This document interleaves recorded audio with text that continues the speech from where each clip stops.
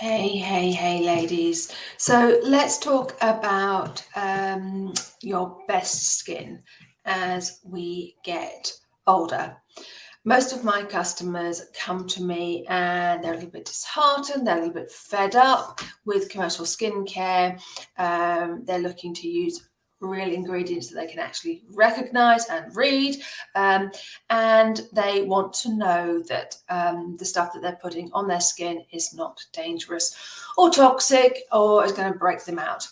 And as we age, I mean, there's no getting away from the fact that Mother Nature has some sneaky little tricks up her sleeve. The Sahara dry skin, which and the more dry and dehydrated our skin is, the kind of more grey and dull it looks. And if you're really, really unlucky, you might also get the added bonus of breaking out in spots, which you have not seen since your teenage years. But it's not all doom and gloom. You will be amazed at the difference that really good ingredients and natural skincare can make. It's just about finding the best botanical ingredients that are going to work with your skin rather than against your skin. I firmly believe that plant oils are magical, and I built my entire business on using some of these sumptuous oils and butters. And their different properties mean that you can manage skin that is prone to dehydration and breakouts. So these are a couple of my favorite strategies that I have shared with lots of my ladies. And if you are running into you're at that peri-menopausal stage, like myself, I'm in my 50s, or you're going through menopause, they can make a difference. So the other thing I want to say is also that I'm not about, my customers just want to look like themselves, but better. So I'm not really going to promise you like you're going to be wrinkle free, you're going to turn into an 18-year-old overnight, because most of us know it's all bollocks. But what I can promise you is your skin, but looking better. So a couple of things. The first thing is the right type of cleanser. So my first piece of advice is really ditch the foaming cleanser. There's lots of reasons for that. I am not a huge fan of those foaming detergents, which are the ingredients that go in to make foaming cleansers. If you don't want your skin to feel prune-like, then switch to a balm type cleanser. There's lots of information on the site about why I think that's really important, but it's all of those hydrating oils that are going to cleanse gently, and they will add in some much needed hydration. Stripping the skin of all its natural oils isn't going to help. Exfoliating is important, but be gentle. So no scrubbing your skin within an inch of its life. If your skin is already feeling dry, if it's feeling sensitive, which many of my ladies, myself included, suffer with, kind of doing the whole sandpaper treatment isn't really going to help. So it's all about being gentle. A spot of body brushing also works, but again, gentle. As levels of estrogen drop, it's not just the dryness, it is a sensitivity. And the drier our skin becomes, the more vulnerable and sensitive it becomes. Let's talk about eyes. So the skin around our eyes is very thin. I recommend using a gentle product, especially designed for the sensitive skin there.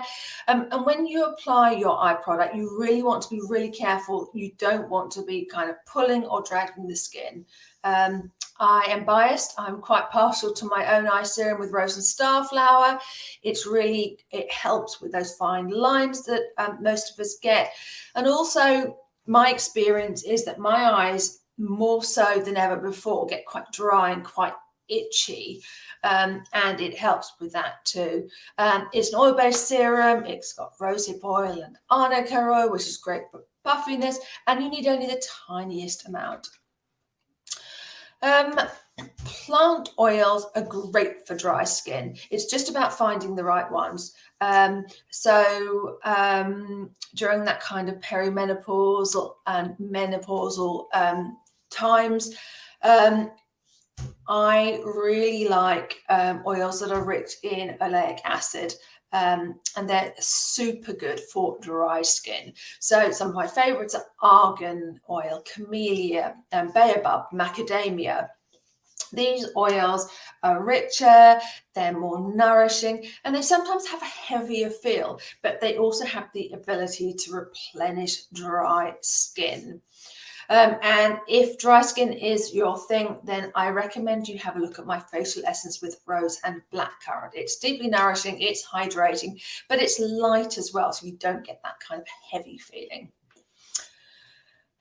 In terms of the best essential oils for sort of older skins, for sensitive skins, some essential oils are better suited to dry skin because they have antioxidants and anti-inflammatory properties. A couple of my favorites, frankincense is really good for older skins. It has a really, really lovely aroma. It's a real powerhouse of skin healing and repairing properties. It contains a property called boswellic acid. It's not going to change you overnight. It's not going to turn you into, as I say, your niece or your daughter, but it can it can help with the appearance of fine lines and blemishes, etc. I have to mention rose oil, especially with the name, business name like the rose tree. It's my absolute favorite oil. It's an exquisite essential oil, and it's nothing like that kind of horrible sort of nasty, cheap kind of, I don't know, sweet toilet flavored scent, artificial scent you can get with artificial rose fragrances. The real stuff is absolutely beautiful. It's not sweet, it's not cloying, and it's excellent for dry and mature skin, broken capillaries, fine lines. It's also it's a lovely oil with the ability to kind of lift your spirits and just help you relax. But there is a catch, though. It's really, really expensive because it takes many, many, many flowers to produce just one drop of rose oil. I also like neroli, which is orange blossom. It's extracted from the blossom of the bitter orange tree. It has a really lovely, lovely aroma. And it's good for, it's got regenerating benefits, it's antibacterial, and it's anti-inflammatory. So those are a couple of my favorite strategies from a product perspective, but obviously they only work in tandem with kind of looking after yourself. A product is only ever going to be able to do so much. So we all know about kind of eating sensibly. We all know about not spending too much time in the sun. A little relaxing is great. It's important to look after ourselves. The flip side is that exposure to ultraviolet light does speed up the aging process. Sleep, really, really important. It's called beauty sleep for a reason. So I hope that those are helpful. This is what I say to most of my ladies. And I think together with some really good products with some lovely ingredients, it makes a difference. For those of you that don't know me, I'm the founder of the Rose Tree. I'm all about grown-up beauty, ignoring the rules, must-have products, must-have ingredients, or it's all too exhausting. I'm much more about simplicity, common sense solutions, and I don't really agree with this expectation that I want to look 10 years younger, kind of, painted Instagram style. I'm much more about, rather than 10 years younger, looking kind of 10 years fabulous. I use the best ingredients for the job. That's really been my starting point. When I started my business, it wasn't really intended as a business at all. It was simply about making some amazing skincare that I wanted to use myself.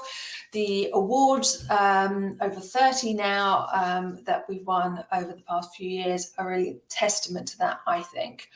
I'm really, really small, but I think that gives me choices. It gives me flexibility. It allows me to prioritize results over costs. It's really important to me that I source my ingredients ethically, that I manufacture in Britain, and I'm able to give a little bit back through our Giving Back program, I Want Give One.